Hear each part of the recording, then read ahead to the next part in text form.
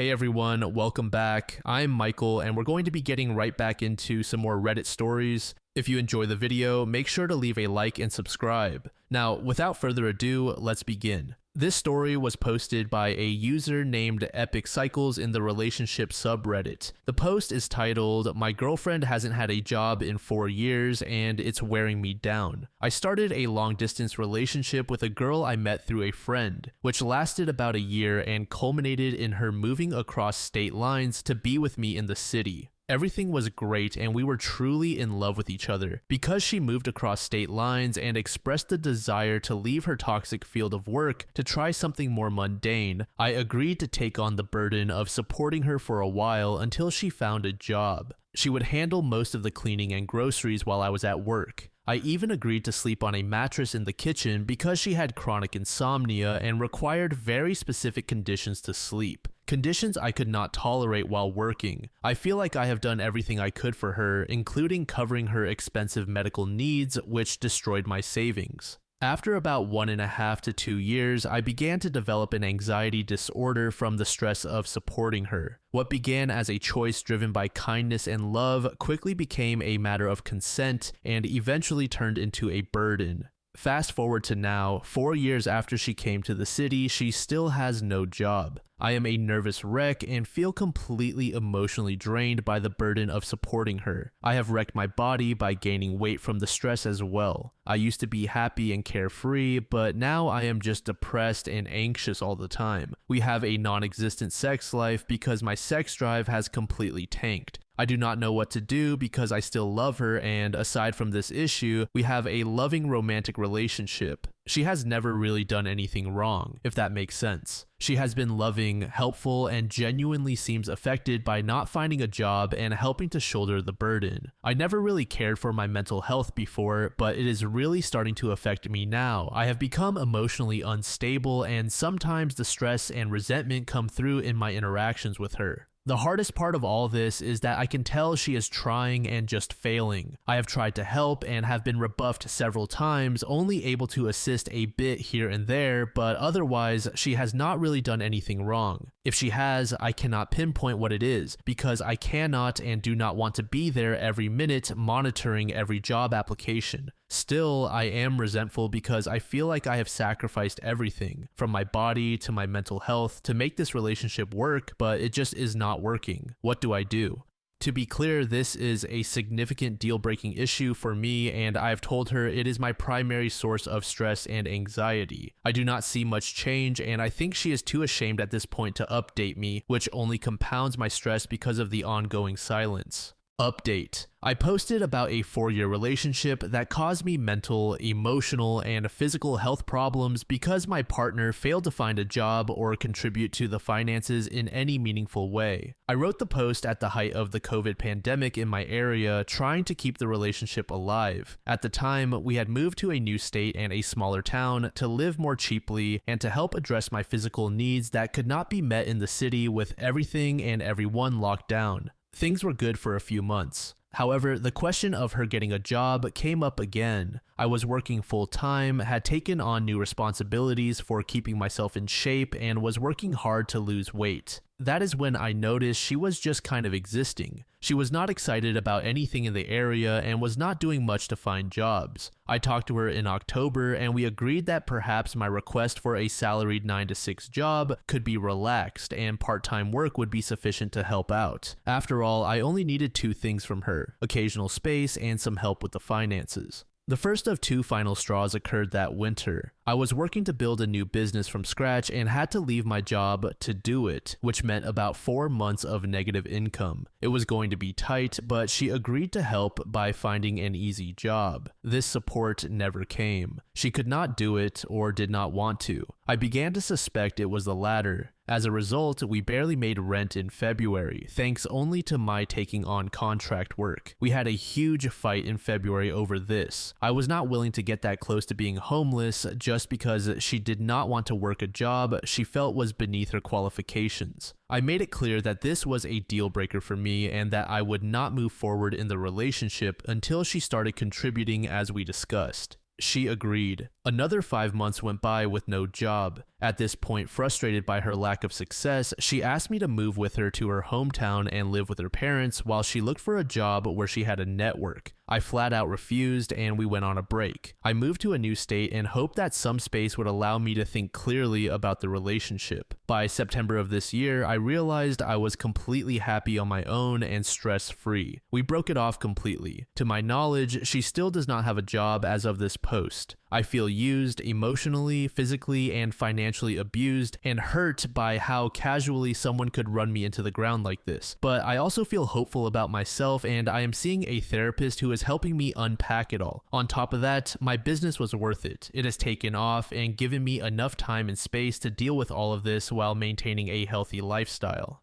Overall, the biggest disappointment is feeling like I have just wasted 5 years of my life with someone who was likely a subtle abuser the entire time. It hurts to say it, but the way I always felt like the bad guy, how she would guilt trip me and keep me from my friends, all of it was bad news. I will never let anyone do this to me again. Small Tortoiseshell said, I got as far as agreed to sleep on a mattress in the kitchen due to her insomnia and knew exactly where this was going. To this comment, Active Leopard said, that should have been a deal breaker. No wonder OP was such a wreck. On top of everything else, her sleep was screwed up. Griffin EJ said, I cannot believe no one questioned the mattress situation. Was OP still expected to sleep in the kitchen after 4 years? To this user, sir, R.A. Baboon said, if you are creating issues where your partner cannot sleep in their own bedroom, a good partner would surely be the one to sleep elsewhere. Although this was not expanded upon, what if the aforementioned insomniac had the bedroom but frequently left to go to the kitchen or bathroom, waking OP repeatedly throughout the night anyway? Because that is the impression I was getting.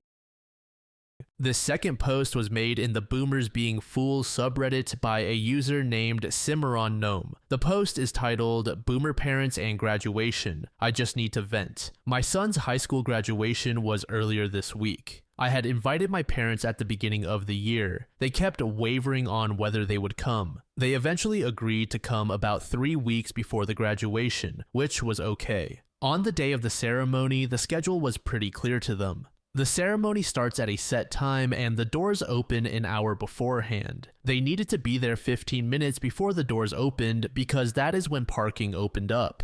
Parking was going to fill quickly since over 250 kids were graduating and many of those kids had large families attending. I told my parents to meet me at the parking garage 15 minutes before the doors opened. So what did they do? They left their hotel, located 25 minutes away, just 1 minute before that time. I got scolded for not waiting for them. Meanwhile, 15 minutes after the doors opened, it was turning into standing room only. When we realized that my parents were not going to arrive and be parked by the time the doors opened, my husband, other child, and I went to wait in line. Thankfully, because about 5 minutes later, the line stretched down the street to the next block. My parents wanted us to come back out to get them, but that was impossible because the crowd was pushing one way. We were not about to battle an entire sea of people to get back out. We were lucky to get in when we did and get the seats we did because by the time my parents texted that they had arrived, only standing room remained. During the entire first part of the ceremony, my mom spent time people watching with a super judgmental look on her face.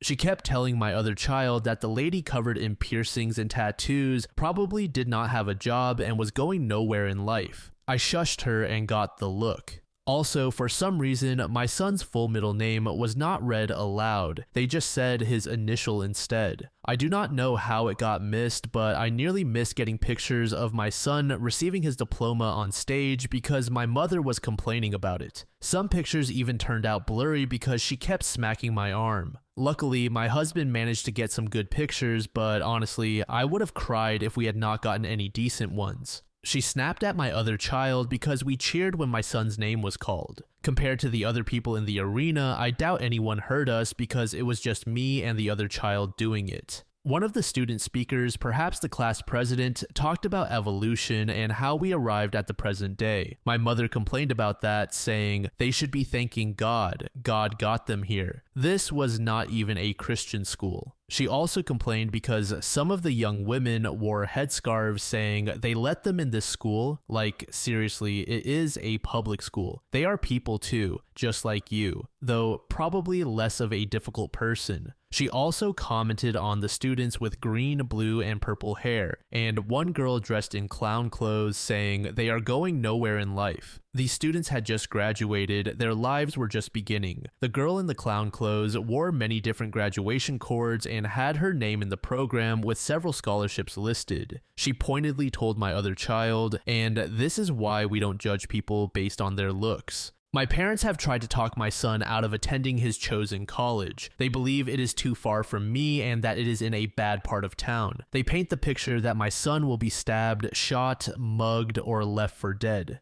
Whenever I voice a worry, my mother replies with her favorite line, "It's all up to God." I received the look again when I said that. They are staying for the rest of the weekend. We have another promotion ceremony for my other child this weekend. So send help. I think dealing with them has given me gray hairs. Update. I have received a few direct messages from people wondering if I made it through my parents' visit. I did make it through, but my relationship with my mother did not. We are currently not on speaking terms. Well, to be more specific, I am not on speaking terms with her, and she has been refusing to accept that. The weekend after my last post, we had made plans to meet at 10 a.m. They showed up at 8 a.m., ready to go with nowhere to go. They had planned to stay for a long time, but made zero plans to fill that time, thinking I would magically come up with something to do at 8 a.m. on a Saturday morning. I am not a morning person. I cannot even think straight without coffee at that hour, and had no idea where my bra was, but sure, I was expected to pull something to do out of nowhere. They were like, let's just do what you normally would do on a weekend, which was impossible. First, my mother probably needed a walker a decade ago, but refuses to use one because it makes her feel old. Second, they have no interest in video games or board games. I had already tried to get them to play a board game before, and my mom turned her nose up at that.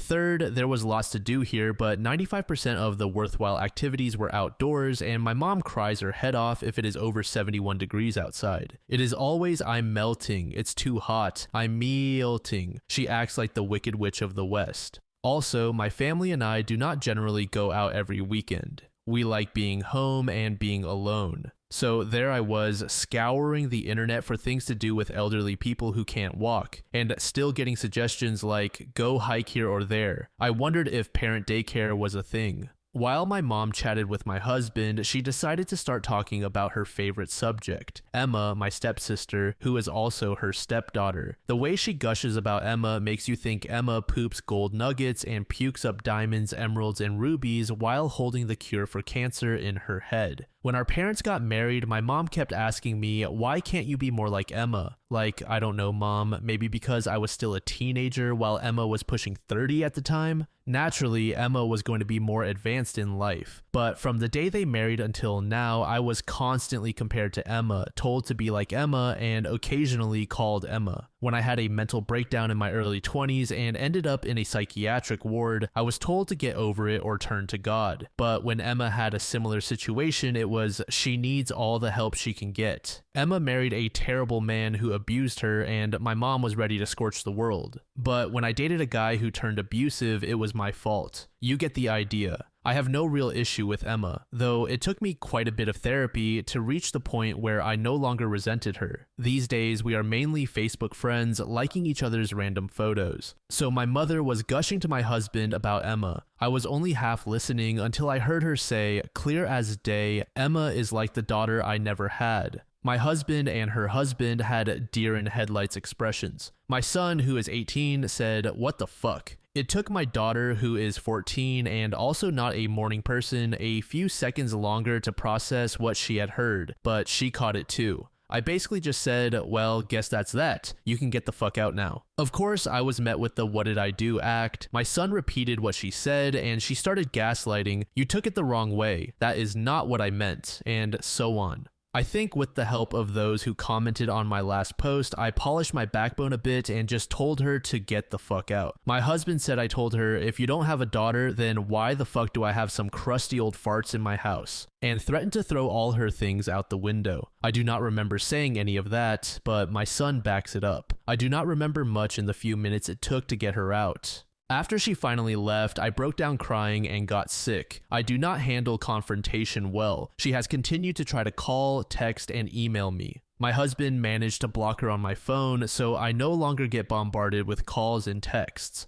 On the first day before blocking her, I had over 50 missed calls and about 40 texts from her. She also filled up my voicemail, though I did not listen to any of it. My husband deleted all of it for me. She only has my old email account, which I use for spam now, so I'm not seeing those emails either. The last time I checked over a week ago, there were around 20 emails from her. She has also started sending letters by snail mail. So, oh joy, I guess she told some sob story to Emma as well because Emma reached out to me. Luckily, she listened to my side and just said, good for you. She also told me she has never been a huge fan of my mom for reasons like this, but only plays nice and stays civil for my dad's sake. It made me feel better knowing that Saint Emma dislikes her too. I was a mess for about a week after everything happened. I still am a mess, but less so. My husband and kids have been working hard to distract me, and I have kept up with my weekly therapy sessions. My therapist even squeezed me in for an emergency session the following Monday.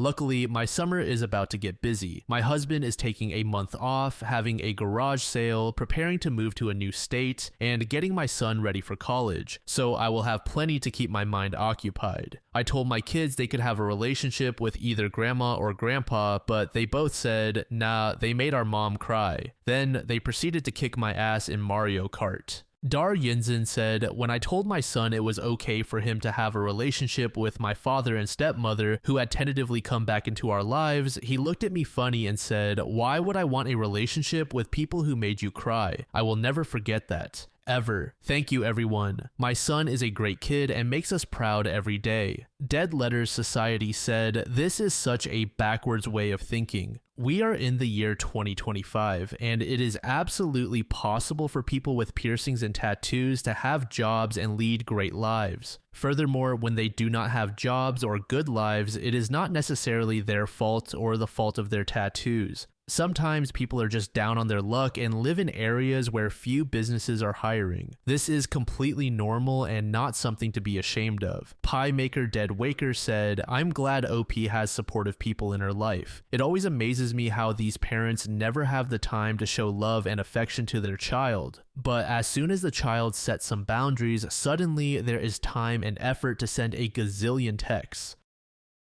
This final story was made in the relationship subreddit by a user named Immediate Dog. The post is titled, Should I Ask My Fiancé to Split Bills and Expenses More Proportionately? Together for 3 years. After taxes, I make $25,000 per year. He makes $75,000 per year. Everything is split 50-50 except our groceries because he admitted that he spends way more than I ever would on food. I am trying to pay my fair share, but I am struggling. I just cannot keep up. I think if I made $50,000 and he made $150,000, the difference would not be so bad, even though he would still make 3 times more than me. But I am so close to broke that any expense makes a difference. I have really tried to cut down no new clothes in so long that I look like a hobo half the time. I cut my phone bill down to $20 a month, managed to qualify for a really cheap health insurance plan. We basically never eat out anymore, and I have not had my hair cut in over a year. But it is not enough to make a difference when you make this little and are splitting bills 50-50 with someone who makes triple your income. Lately, I have been turning down a lot of ideas for date nights or short trips because I just do not have the money. Even smaller things like buying a bottle of wine to bring to Thanksgiving dinner are out because I said it was not in my budget. He ended up paying for it. I feel like a big party pooper, and I can tell he is disappointed when I say I cannot do something, but I just do not know what else to do until I get a better job. To be honest, I also get a little jealous when he mentions splurging on lunch at one of our favorite restaurants or buying new clothes or other fun purchases I cannot make. I would like to talk to him before this jealousy grows into true resentment, but I do not know if it is fair to ask to split the bills more fairly for me. Edit, thank you everyone. So many other discussions and forums said that splitting expenses 50-50 is the only fair way, so I feel much better about bringing this up. We have a monthly relationship check-in coming up, so I will discuss it then. Update. At our monthly relationship check-in, we both brought up how we split our expenses. We decided to sit down and review our incomes and current shared expenses. In the end, we agreed to split proportionately and discussed a timeline for combining our finances when we get married. I am still looking for a better job, but for now, I am really happy with our discussion and decision. Olivia PG1 said, I read this and immediately knew there would be a good ending. It seems like a great, healthy relationship. KM454 said, I know it was hard for me to bring up how much I was struggling to keep up financially with my partner when we first started combining our lives more. It felt like I was admitting I was not able to be independent. He had no idea I was struggling because the bills were getting paid and I was not advocating for myself. Splitting everything 50-50 works for a lot of couples, but proportional spending is best for others. Sile Nenya said, I like the idea of a monthly relationship check-in. Maybe we should incorporate that into every relationship. Communication for the win. Thank you so much for making it to the end of the video, and thank you also to partner of the channel, GamerSupps. Use code DLAM to support the channel and get 10% off of your purchase, link in the description. I'm sure many of you like me have a hankering for daily caffeine, so go check them out. Lately, I've been a big fan of Titty Milk and Acid Rain, but they've got dozens of other flavors for y'all to try out. Anyway, thanks again for reaching the end, and I hope you all have an amazing passage of the next 24 hours.